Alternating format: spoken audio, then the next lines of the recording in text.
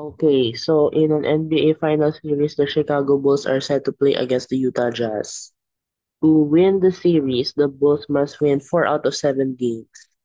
Based on past records, the probability of the Bulls win in a single game against the Jazz is 0.55 or 55%. What is the probability that the Bulls will win the entire series? So the Bulls win probability is 0.55 and the Jazz win probability is 0.45. There are four possible scenarios for the Bulls to win. So 4-0 sweep, 4-1, 4-2, or game 7, 4-3. Uh, if it's easy to see using the color, so the Bulls must win the last game all the time because I mean if the Jazz win, then they won. If there is, honestly, the Bulls will always win the last game because if they already reach 4, then there will never be another game after that because they already won. So let's say the Bulls win 4 straight, there won't be a game 5 because they won the series already. They have the championship. And then here, let's say they won, the Jazz wins the second, the series won this exact scenario. And then the Bulls win 3 straight. So they already won. There won't be a game 6. So simply put, there is no possibility that the Jazz will get the last win because if that happens, then either the Bulls hasn't haven't won yet, which would mean it's the last game where the Jazz wins. So that means the Jazz won because the Bulls will only have three, and then the Jazz will have four. So that's excluded, and there won't be another game where the Jazz could potentially win because the Bulls already won. And especially when it's a game 7, there's no other possible game. So the last game must be for the Bulls because otherwise it would either mean the Jazz won or the Bulls has not yet won, which is not the case because they have already reached 4 wins. Anyway, so since they always win the last possible game, we can exclude it as if it doesn't exist to easily count the combinations. So let's say for the sweep, there's of course only one scenario. For 4-1 is obviously there are only four. But if you think about it, there are four Jazz wins distributed about 4 games because the last game is always a Bulls win, guaranteed 100%. So one the number of ways to organize one in four ga- games. So the next one would be similar. Ignore the last game because it's always a Bulls victory, 100% definitely. So therefore, there are two Jazz wins that have to be spread out among 5 days. So that would be 5 choose 2, and then for the first one, be 4 choose 1. Similarly, for the 4-3 scenario game 7 tiebreaker, uh, three Jazz wins distributed around about 6 games because the last game must be a Bulls victory. So that's 6 choose 3. So anyway, so the probability of a Bulls win is so the event of a Bulls win is 0.55. The event of a Jazz win for 0.45 is here. Uh the chance of four of the Bulls wins happening is 0.45 times 0.45 times 0.45 times 0.45. That's just 0.55 to the fourth power. I meant 0.55. And the event of a Jazz win occurring is 0.45. So for every Jazz win, you would multiply 0.45. So that is for the 4-1, that's 0.55 to the fourth power times 0.45 because it's an adjustment. And then here, the 0.45 would be squared because there's two. And then finally, this would be obviously it's pretty rare. It's the rarest scenario, but there are many, many, many of them. There are 20 possible scenarios, but it's the rarest one. 0.45 to the fourth times 0.45 cubed. Anyway, so there is one of the 0.55 to the fourth, and then added. Wait, actually, it's not the right way. you will add it anyway because these are the actual scenarios. There is no such thing as a for something scenario. So these are the actual scenarios, the 40, 41, 42, 43. Anyway, so their probabilities is this 4 times this 10 here I illustrated, and then 20 for the last one. Just add them all up and you'll get a total probability of a for something win. So it's around 60.8%. That's assuming a 0.55 bulls win anyway. So here is the R program because I have no idea how to implement it in Python. So negative binomial where Q is K minus one and the size is K. So like, and then the probability is W. Basically all this is saying is that uh what is the probability of the Jazz winning three or less games in a row, or not really in a row, but it doesn't matter, in a row, and then the Bulls will win three in a row. I know, four in a row. So it's equivalent to the probability of a Bulls win 4-0 anyway, because the Jazz can possibly win. I'm restricting them to 3.1 to three wins, and then the Bulls must win four. So in this case, the Jazz is here K minus one, so they can possibly win. That's their maximum, and their minimum score is zero. So therefore, there's a still possibility that every single win scenario for the Bulls is accounted for. But that's equivalent. So anyway, the K here is simply the number of wins the Bulls must attain, and not the whole series. So it's not seven, but it's four. They need four wins. And then the W is the probability, so that's 0.55. And the output is this. So I'm going to demonstrate that here. Wait. Okay, so I place it here. I'm using online because I don't have any VS Code that can run it right now. Sending request, waiting into running. Okay, there. One is 0.60827 828 6082878. And this one, yes. So it's exactly the same. And then this one is yes, 6082878. Exactly the same. Okay. Anyway, so that's the problem. The What's the original question? What is the probability the Bulls will win the entire series if they have a predisposed probability of 0.55 against the Jazz and they must win 4 out of 7 games? Okay, so that's 60.8%.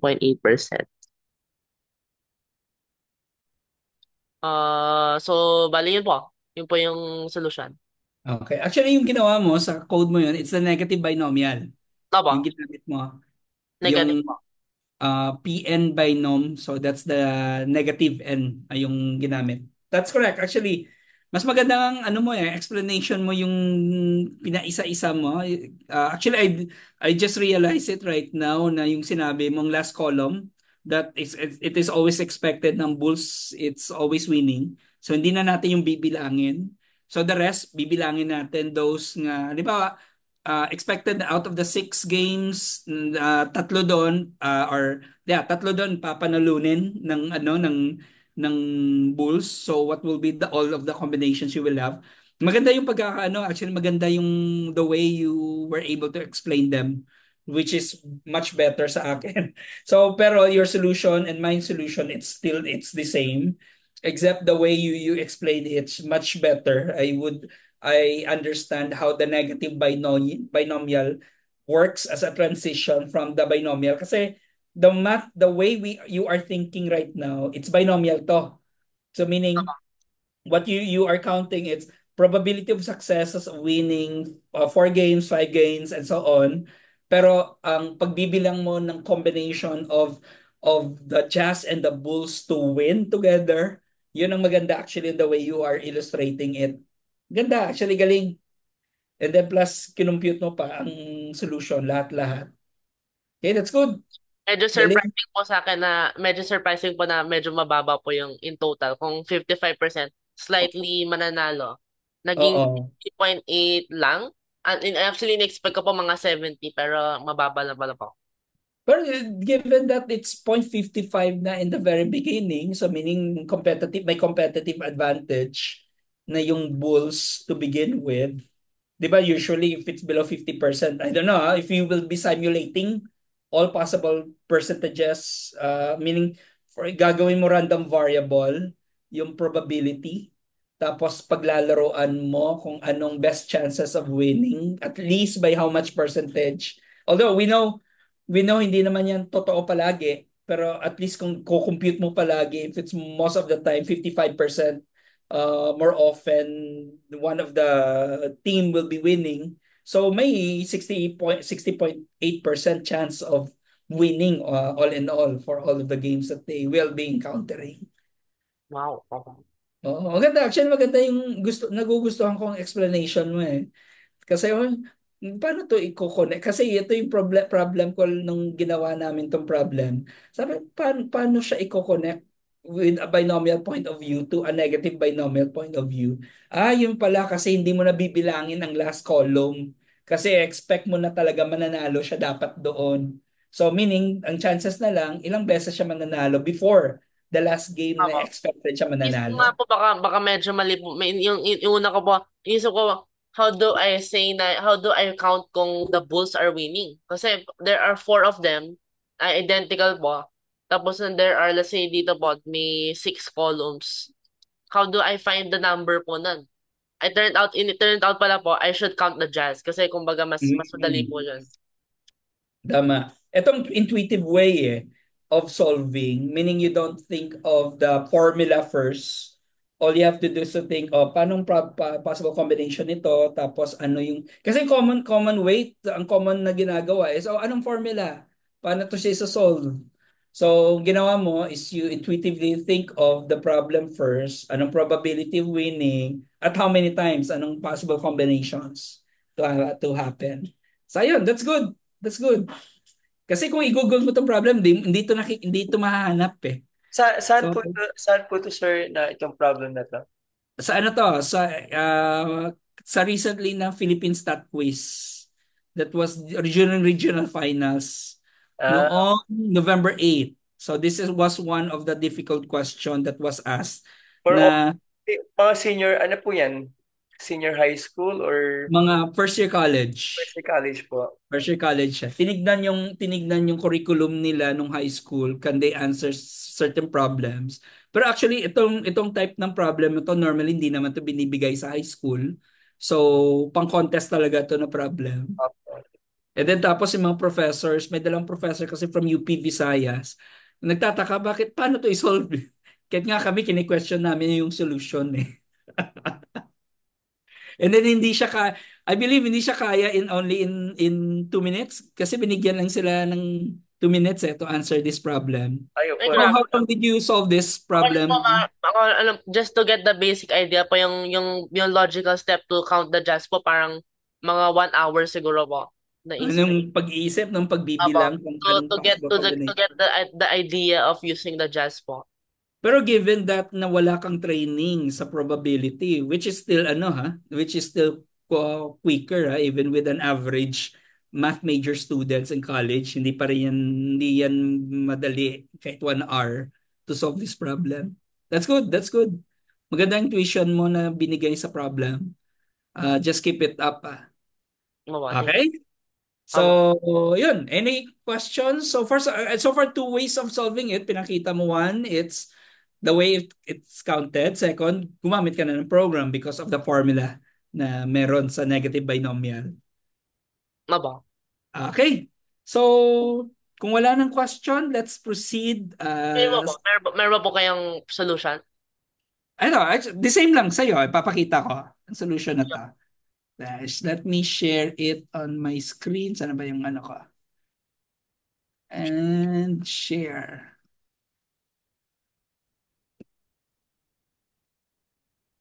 So, yan. Ito yun, no? Pareho lang tayo actually.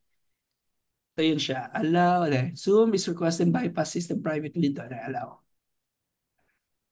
So ito yun, pareho lang tayo. The first, kakount mo lang kung ilan yung isa. That's only one. Second, ikakount mo kung, ito, kinount ko pa nga pating win sa huli.